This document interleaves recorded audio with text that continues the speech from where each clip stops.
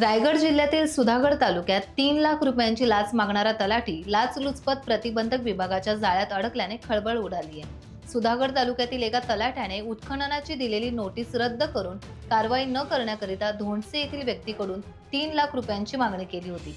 त्या अनुषंगाने तलाठ्यावर लाचलुचपत विभागाने भ्रष्टाचार प्रतिबंधक अधिनियम सन 1988 चे कलम 7 नुसार पाली पोलीस स्थानकात गुन्हा दाखल केला आहे।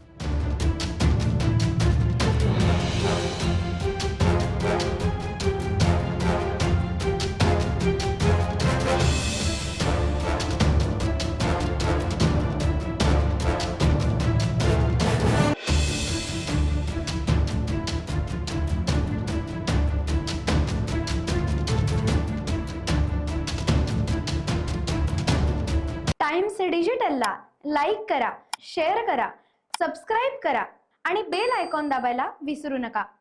Times digital.